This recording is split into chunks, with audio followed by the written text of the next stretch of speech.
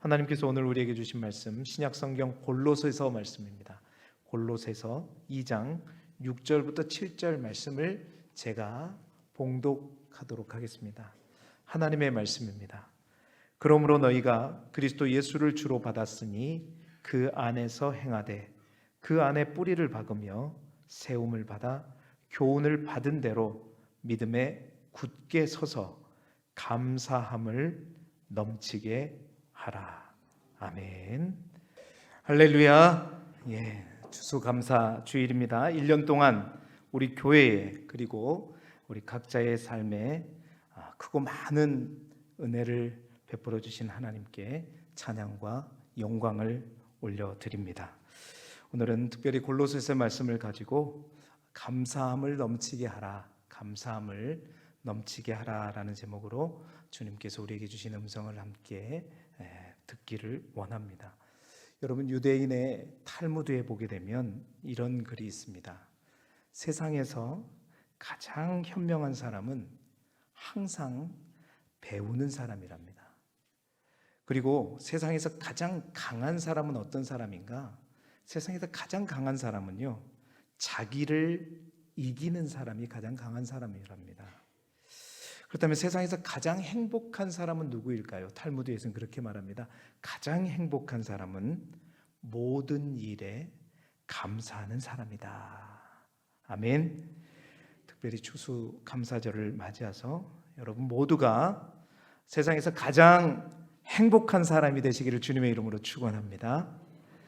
자, 오늘 우리가 함께 읽은 본문의 말씀은 골로새서의 말씀인데요. 이 골로새서의 가장 핵심이 되는 말씀이 오늘 골로새 2장 6절 7절입니다. 그러니까 골로새서를 그냥 쪼려서 하나로 딱 응축하면 이 말씀이 남는다는 거죠.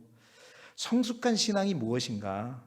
영적으로 우리가 성숙한 신앙인이 되기 위해서 꼭 필요한 것에 대해서 말하고 있는 본문의 내용입니다. 간단히 요약하면 그렇게 되는 거죠. 그리스도 예수 안에서 믿음에 굳게 서서 감사함을 넘치게 하라는 거예요. 성숙한 신앙인은 뭐인가? 예수 그리스도 안에 있는 게 먼저 필요하고요, 그 안에 믿음으로 굳게 서는 것 필요하고, 그 믿음으로 굳게 서서 항상 우리의 삶 가운데 뭐가 넘쳐야 된다? 감사함이 넘쳐야 된다는 것입니다. 여러분, 기독교 신앙을 가진 사람과 그렇지 않는 사람, 심지어는 우리가 신앙인 중에서도 영적인 사람과 육적인 사람 사이를 구분해 주는 가장 큰 표식이 있다면 그건 뭐냐? 우리들의 삶을 통해서 드러나는 감사입니다. 감사예요. 여러분, 감사는요, 믿음의 사람들에게 있어서는 정말 특별하고 아주 특별한 의미를 가지고 있다는 것입니다. 지난 한 주 동안에 특별 새벽 기도를 통해서 다른 때와 달리 여러 가지 본문을 본 것이 아니라 딱 두 가지 본문을 가지고 이 일주일 내내 함께 나누었습니다. 그 두 본문을 통해서 감사에 대해서 우리가 깊이 있게 새벽에 오신 분들과 함께 나누어 보았는데요. 감사가 무엇일까? 성경은 왜 그토록 감사하라라고 말하는 것일까? 그리고 왜 우리 주님은 그 감사를 기다리고 계시고 또한 그 감사를 받고 싶어 하시는가? 한 주간에 새벽에 선포되었던 말씀들을 오늘은 우리가 모두가 참석하지 않았고, 또한 그 말씀을 전체적으로 요약하면서 감사가 우리 신앙에 있어서 어떤 의미인가? 그래서 우리의 삶 가운데 감사가 왜 넘쳐야 되는가를 지난 한 주간을 돌아보면서 말씀을 나누면서 오늘 말씀대로 믿음 위에 굳게 서서 날마다 감사함이 넘치는, 그래서 세상 누구보다도 행복한 우리 길쭉의 모든 성도님들이 되시기를 축원합니다. 자, 그럼 감사가 무엇이었을까요? 지난 한 주간에 우리가 알아본 감사의 첫 번째 의미는 뭐냐? 감사는 하나님의 뜻이라는 겁니다. 우리 데살로니가전서 5장 16절부터 18절에 있는 말씀을 우리가 4일 동안 함께 나누었거든요. 자, 본문의 말씀을 우리가 짧고 잘 아는 말씀이기에 함께 한 목소리로 읽어보겠습니다. 시작. 항상 기뻐하라, 쉬지 말고 기도하라, 범사에 감사하라. 이것이 그리스도 예수 안에서 너희를 향하신 하나님의 뜻이니라. 아멘. 여러분, 우리는 모두가 하나님의 뜻을 알고 싶어 합니다. 세상과 개인의 생사화복을 주관하시는 하나님, 그 하나님의 뜻이 어디에 있는지 우리는 너무나 궁금하죠. 믿음의 사람들은, 소위 우리 안에 신앙이 있는 사람들은요, 항상 그 하나님의 뜻이 궁금합니다. 이 집을 사는 것이 하나님의 뜻일까? 아니면 저 집을 사는 것일까? 여기에 사는 것일까? 아니면 저기에 사는 것일까? 여러분, 이제 여러분 모두가 다 결혼을 하셨지만 결혼을 앞두고 있는 청년들에게 그렇습니다. 믿음의 청년들에게는 그거예요. 아무나 만나는 것이 아니잖아요. 우리 집에도 결혼해야 할 애들이 3명이나 남아 있습니다. 이제 곧 누구와 결혼해야 될지를 고민하고 하나님 앞에 기도해야 될 때가 왔어요. 지금부터 해야죠. 어떤 사람일까? 이 사람일까? 저 사람일까? 잘생긴 사람이면 좋겠는데, 예쁜 사람이면 좋겠는데, 그렇죠?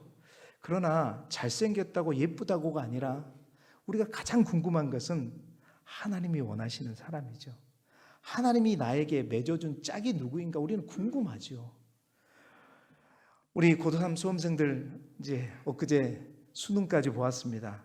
이제 서류 넣고 면접 보고 아직도 절차가 많이 남아 있어요.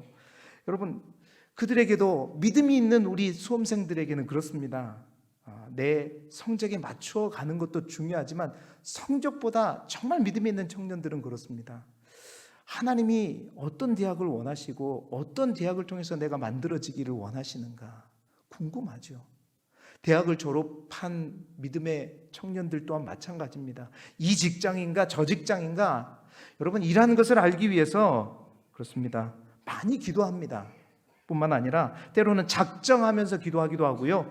뿐만 아니라 어떤 분들은 금식하면서까지 기도합니다.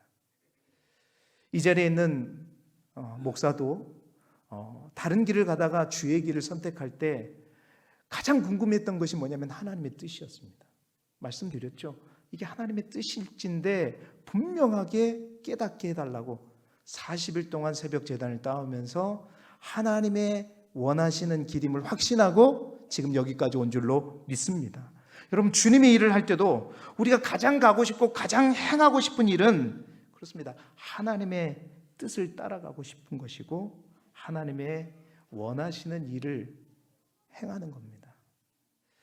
여러분, 우리가 항존직 선거를 하고 있지만요, 정말 가능한 한 나의 원함대로 나의 뜻대로 하나님의 뜻을 막지 않는 우리 모두가 되기를 소망합니다. 이 일을 신청하는 건 좋지만 정말로 하나님의 뜻을 내가 혹 나의 마음으로 인해서 그것을 막는 행위를 하지 않기를 바라요. 여러분, 저는 우리 안에 그런 믿음이, 아니 저뿐만 아니라 우리 모든 성도들이, 길두교의 성도들은 분명히 그런 믿음이 있다고 저는 믿습니다. 어떤 믿음인가? 하나님의 뜻이라고 확신한다면, 그 하나님의 뜻이라는 확신이 있다면, 여러분 사실은요, 우리가 그 확신이 없어서 그렇지 우리 안에 그 확신만 있다면 우리는 열심히 다니던 직장도 내려놓을 수 있고요, 우리가 그렇게 붙잡고 있던 돈이라고 하는 그 재정 또한 우리는 내려놓을 수 있습니다. 뿐만 아니라 우리가 생전 가보지 않는 저 아프리카 오지에도 갈 수 있을 만큼 여러분, 정말 믿음의 사람들에게 있어서 하나님의 뜻은요, 너무나도 중요한 가치입니다. 자, 그런데요, 여러분, 성경에 보면 우리가 그토록 궁금해하는 하나님의 뜻, 그 하나님의 뜻, 그래서 우리가 막 새벽 기도도 하고 작정 기도도 하고 금식 기도까지 하면서 알고자 하는 그 하나님의 뜻에 대해서 이것이 하나님의 뜻이다라고 하나님께서 직접 말씀하신 곳이 여러 곳이 있어요. 많지는 않습니다. 성경 전체를 찾아보아도 한 서너 군데가 있는데 몇 가지 말씀드리자면, 데살로니가전서 4장 3절의 말씀에 보면 하나님께서 이렇게 말씀하세요. 하나님의 뜻은 이것이니 뭐라고요? 너희의 거룩함이다. 그러니까 묻지도 따질 필요도 없어요. 이건 하나님 앞에 금식할 필요도 없습니다. 거룩한, 우리가 거룩해지는 것, 하나님을 닮아 거룩해지는 것, 이거는요 100% 누구의 뜻이다? 하나님의 뜻이다. 기도할 필요도 없어요. 이것은 당연히 하나님의 뜻이라는 겁니다. 또한 베드로전서 3장 17절에도 베드로 사도를 통해서 이렇게 말합니다. 우리 함께 읽어볼까요? 시작. 선을 행함으로 고난 받는 것이 하나님의 뜻일진데 악을 행함으로 고난 받는 것보다 나으니라. 아멘. 참 안타깝게도 여러분, 선을 행함으로 고난 받는 것 또한 여러분 사단의 뜻이 아니랍니다. 누구의 뜻이다? 하나님의 뜻이다. 하나님의 뜻이다. 우리가 선을 행할 때 그 선을 행하는 그것을 보지 못하는 세력들이 반드시 있기 때문에 고난을 받게 되어 있는 것입니다. 그래서 하나님이 우리를 통해서 선을 행하실 때는 반드시 고난을 받는 것, 이것은 하나님의 뜻을 이루기 위해 우리가 감당해야 될 고난임을 말하고 있는 거죠. 이러한 말씀과 더불어 여러분, 오늘 우리가 읽었던 데살로니가 전서 5장에 있는 말씀, 여러분 하나님의 뜻이라고 분명하게 말씀하고 있는 또 한 구절이 바로 오늘 읽은 말씀입니다. 항상 기뻐하고 쉬지 말고 기도하고 범사에 감사하는 것, 이것이 바로 우리를 향한 뭐다? 하나님의 뜻이다. 다른 것보다 더 명확하고 분명하게 말하고 있는 것입니다. 이것이 그리스도 예수 안에서 우리를, 너희를 향하신 하나님의 뜻이니라. 아멘. 여러분, 범사에 감사하는 것, 이것은요 우리가 그토록 알고 싶어 했던 하나님의 뜻이라는 겁니다. 고민할 필요가 없습니다. 하나님 앞에 물을 필요가 없습니다. 그냥 행하면 되는 겁니다. 그렇습니다. 남편과 아내를 원망하고 불평하는 것, 여러분 그것은 하나님의 뜻이 아니라는 얘기겠죠. 어떤 경우에도 자식을 향해서 미움을 갖는 것, 그건 하나님의 뜻이 아닙니다. 하나님의 뜻은 자식의 그 존재만으로 어떻게 해요? 감사하고 기뻐하고 또 하나 그 자식을 위해서 기도해 주는, 이게 하나님의 뜻이라는 겁니다. 주님의 교회를 향해, 여러 성도들을 향해, 목회자를 향해서도 마찬가지입니다. 감사하고 기뻐하고 기도해 주는 것, 특별히 감사하는 것, 이것이 바로 하나님의 뜻인 줄 믿습니다. 뿐만 아닙니다. 우리에게 주어진 많은 것들, 여러분 그것이 비록 작고 보잘것없고 남들에 비하면 택도 없는 것일지라도 그것을 향한 하나님의 뜻은 분명합니다. 어떡하라? 불평하지 말고 원망하지 말고 작을지라도 또한 보잘것없을지라도 감사하라는 겁니다. 여러분, 우리 안에 감사가 넘쳐야 될 첫 번째 이유는 뭐냐? 그 감사가 우리의 뜻이 아닙니다. 하나님이 원하시는 하나님의 뜻이기 때문입니다. 우리의 삶을 통해서 반드시 하나님이 이루기를 원하시는 하나님의 뜻이기 때문이죠. 감사하지 않는 것은 그래서 사탄의 게임에 넘어가는 겁니다. 에덴 동산에서 하와가 넘어가는 게 뭐죠? 그렇습니다. 그 선악을 알게 하는 나무 외에 99%를 주었음에도 불구하고 그것으로 인해서 감사하고 하나님 앞에 영광 올리는 것이 아니라 그 1%를 가지 못한 것에 대한 불만족으로 인해서 그것까지 갖고 싶어 했던 욕심 때문이었죠. 사랑하는 성도 여러분, 막연한 하나님의 뜻을 찾기 전에 분명한 하나님의 뜻에 먼저 순종하며 행하시기를 주님의 이름으로 축원합니다. 이 추수감사절을 통해서 더 하나님 앞에 그래서 감사하는, 그래서 하나님의 뜻을 이루어가는 저와 여러분이 되기를 축원합니다. 두 번째로 이 한 주간을 통해서 우리가 알게 된 감사의 의미, 감사는 뭐냐? 감사는 나를 위한 약속이다라는 겁니다. 감사는 나를 위한 약속이다. 이게 무슨 말인가? 여러분, 범사에 감사하라, 이것이 바로 하나님의 뜻이라고 말했는데 이 말씀에서 우리가 주목해야 할 또 하나는 뭐냐면 이 말씀이 권유형이 아니라 명령형으로 되어 있다는 사실입니다. 다시 말해서 감사하면 좋겠다가 아니라 감사해라, 기뻐하면 좋겠다가 아니라 기뻐하라는 겁니다. 기도하면 좋겠다가 아니라 기도하라는 거예요. 자, 여러분, 이 명령형이 갖는 의미가 무엇일까요? 사실 그 의미는요, 그 명령을 받는 우리의 입장보다도 그 명령을 하는 하나님의 입장에서 이 말씀을 보게 되면 바로 그 명령이 무슨 의미인지 우리가 더 깊이 있게 살필 수 있다라는 겁니다. 여러분이 사랑하는 누군가에게 뭔가를 하라고 할 때 그것을 반드시 이렇게 하라라고 명령할 수 있을 때는 첫 번째로 어떨 때 그렇게 명령할 수 있을 것 같습니까? 어떨 때 우리는 이것을 한번 해줄래가 아니라 이건 반드시 하라라고 여러분 명령하시겠습니까? 다름이 아니라 첫 번째는 그럴 때예요. 그 하는 것이 나에게 명령하는 그 사람에게 필요한 것이 아니라 명령을 받는 그 사람에게 반드시 필요할 때, 반드시 그것을 해야 될 때, 여러분 우리는 그것을 어떻게 해요? 권유하는 것이 아니라 뭐예요? 하라라고 말합니다. 반드시 해야 된다고, 하라라고 명령조로 말할 수 있는 거죠. 하나님도 마찬가지입니다. 하나님께서 우리에게 범사에 감사하라는 것은 그 감사하는 것이 하나님에게 좋은 게 아니라 누구에게 좋기 때문에? 우리에게 좋기 때문이다. 여러분, 우리가 기뻐하지 않는다고 해서, 우리가 기도하지 않는다고 해서, 우리가 감사하지 않는다고 해서 여러분 하나님 편에 문제가 생기는 것이 아닙니다. 오히려 문제가 생기면 우리에게 생기는 것이죠. 여러분, 우리 자녀들에게도 그렇습니다. 자라는 우리 아이들에게 하루에 3번 양치질 해라.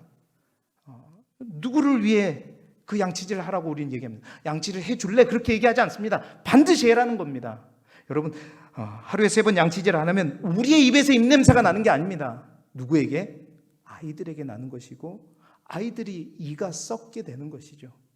그러니까 그것을 막기 위해서 반드시 그것이 너희에게 좋기 때문에 부모는 사랑하는 그 자녀들을 향해 그렇습니다. 양치질 하라라고 명령조로 말하는 것이죠. 똑같은 것입니다. 여러분, 기쁨과 기도와 감사를 명하는 것은 바로 그것이 우리를 위한 것이기 때문에, 하나님께서 우리를 위한 것이기 때문에, 우리에게 좋기 때문에 명령하신다는 사실을 깨달으시기를 축원합니다. 두 번째, 여러분 우리가 뭔가를 명령할 때는요, 우리가 사랑하는 사람들에게 뭔가를 명령할 때는 그냥 명령하지 않습니다. 기뻐해라, 기도해라, 감사해라, 아무것도 해주지 않으면서, 아무것도 준비하지 않으면서 무조건 기뻐하라고 사랑하는 사람들에게 얘기하지 않습니다.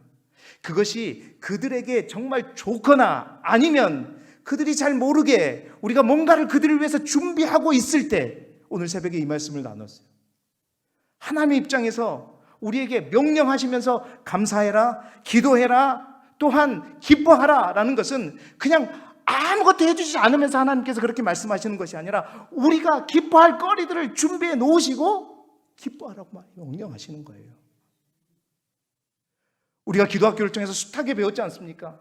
구하라, 그리하면 주실 것이요, 찾으라, 그리하면 찾아낼 것이요, 문을 두드리라, 그리하면 너에게 열릴 것이다 했을 때, 여러분, 하나님은 우리에게 기도하라고 강력하게 명령하실 때 이미 뭐예요? 준비하고, 응답을 준비하고 계시다. 우리 아이들에게 제가 세뱃돈 비유를 많이 하잖아요. 세배하라, 세배하라 그럴 때는 돈도 준비하지 않으면서, 아무것도 준비하지 않으면서 세배하라고 하지 않습니다.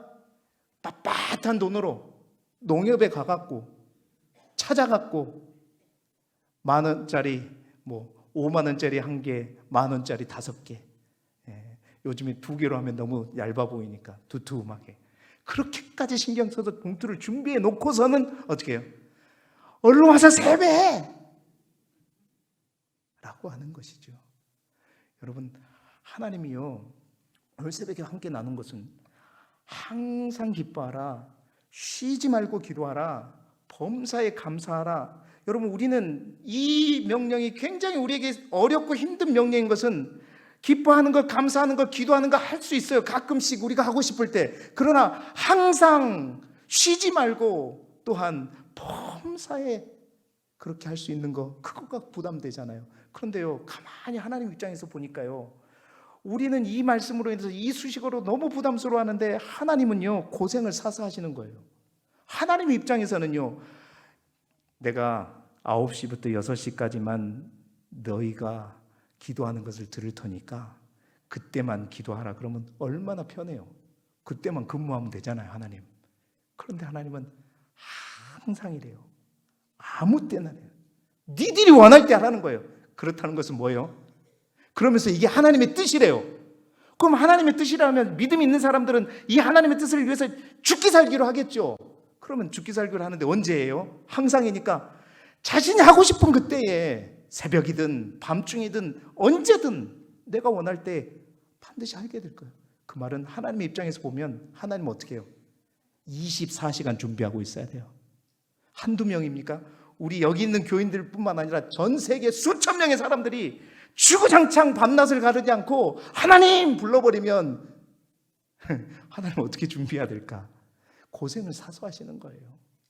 하나님은요, 우리를 향해 아낌없이 주시고 싶어서 항상 언제나 하는 것이 하나님의 뜻이라고 딱 못 박아두고는 아무 때나 문제 없도록 지금도 준비하고 계신 줄 믿습니다. 그래서 하나님께 이 명령은요, 하나님의 명령이 아니라 지시가 아니라요, 아침에 그렇게 하나님의 약속이다. 명령이 아니라 약속이다. 뭐 하겠다는 거? 내가 너에게 아낌없이 주겠다는 약속입니다. 여러분, 그래서 감사는 바로 하나님을 위한 약속이 아니라 누구를 위한? 나를 위한 약속인 것입니다. 사랑하는 성도 여러분, 범사에 감사하십시오. 하나님은 이미 여러분이 감사하도록 여러분의 생명도, 여러분의 호흡도, 여러분의 삶도 모두 주셨고, 뿐만 아니라 더 큰 것을 여러분을 위해 준비하고 계시고 있기 때문에 모든 일에 감사하라고 명령하시고, 그 명령은 곧 약속인 것입니다. 사랑하는 성도 여러분, 그렇습니다. 하나님의 약속, 감사하면 더 큰 감사를 우리에게 주실 줄 믿습니다. 그 하나님의 약속을 붙들고 범사에 이 추수감사절을 통해서 더 감사하시고, 그 감사가 여러분의 삶에 넘치기를 주님의 이름으로 축원합니다. 세 번째로, 감사는 뭐냐? 감사는 믿음의 완성이라는 겁니다. 여러분, 지난 한 주간에 이 데살로니가 말씀과 더불어 누가복음 17장의 말씀을 함께 나누었습니다. 누가복음 17장에 있는 말씀, 10명의 나병 환자가 예수님으로 인해서 고침을 받은 본문의 말씀, 우리가 잘 아는 말씀입니다. 자, 그 말씀을 통해서 감사의 의미를 생각해 보았습니다. 주님은 고침을 받고 예수님께 돌아와 감사하면서 하나님께 영광 돌리려 온 사마리아 사람에게 이렇게 말하죠. 누가복음 17장 19절 말씀입니다. 같이 읽어볼까요? 시작. 그에게 이르시되 일어나 가라, 내 믿음이 너를 구원하였느니라 하시더라. 아멘.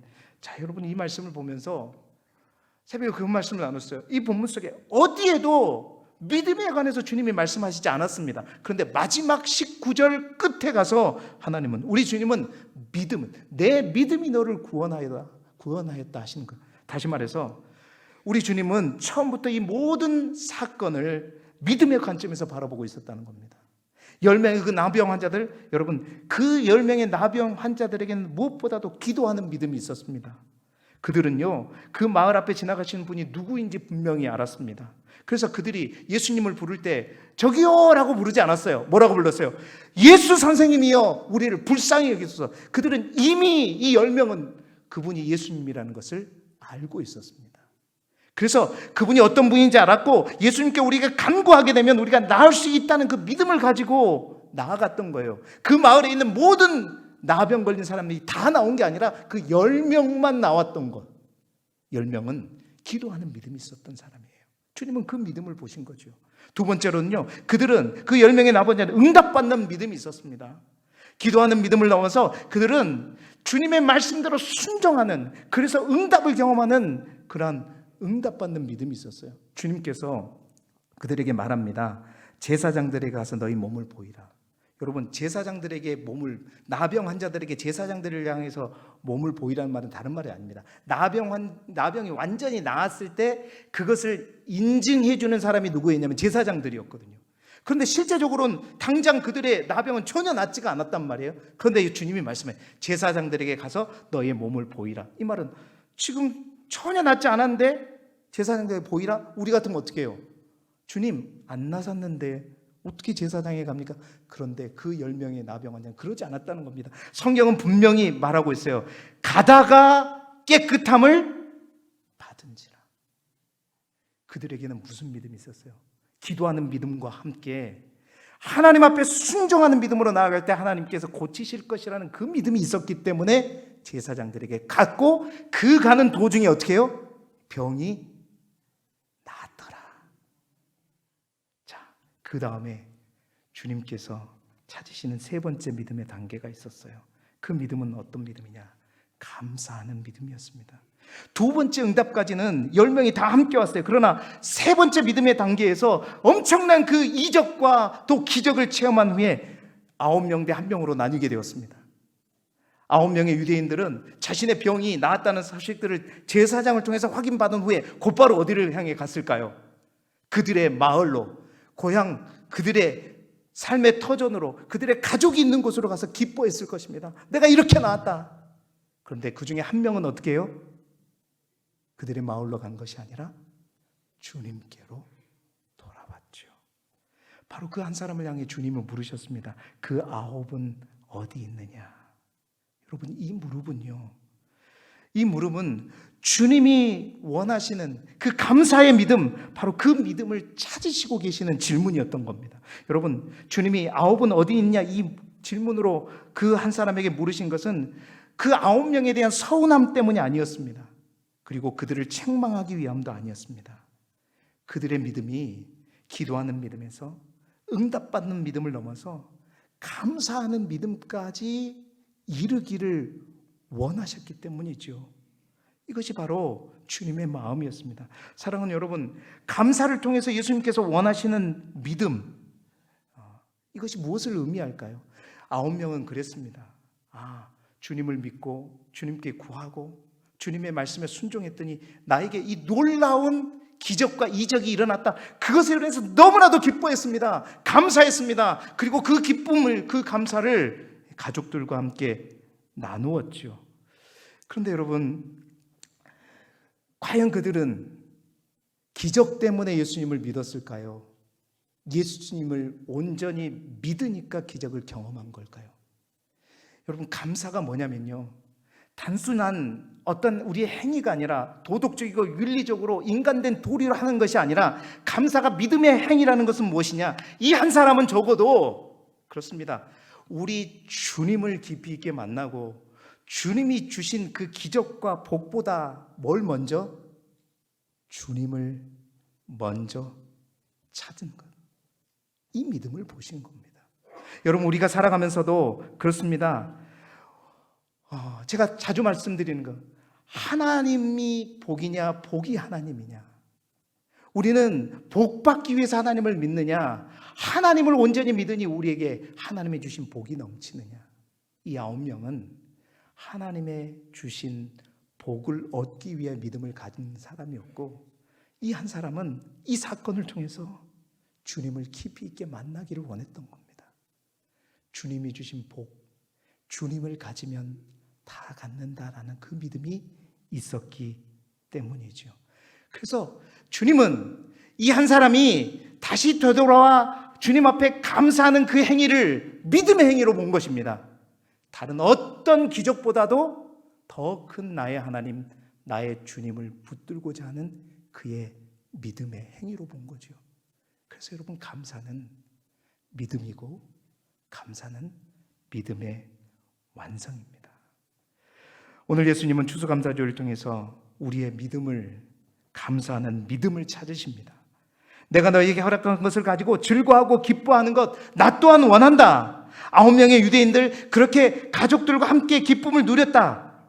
그러나 나는 너희의 믿음이 내가 허락한 물질과 많은 복보다 나를 더 사랑하고 나를 먼저 찾을 수 있는 그 믿음을 갖기를 원한다는 것입니다.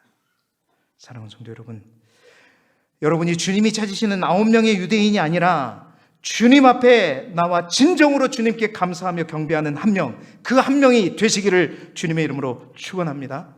사랑하는 성도 여러분, 이제 말씀을 마칩니다. 감사는 하나님의 뜻입니다. 감사는 하나님의 명령인데 그 명령은 지시가 아니라 약속입니다. 주님이 그토록 감사를 기다리는 것은 그 감사가 믿음의 행위이고 믿음의 완성이기 때문입니다. 특별히 이 감사절을 맞아 혹 우리가 은혜를 받고도 오히려 주님과 멀어져 버린 9명이 아니라 주님과 더욱 가까워져서 감사를 통해 더 큰 감사에까지 나아가는 저와 여러분이 되시기를 주님의 이름으로 축원합니다.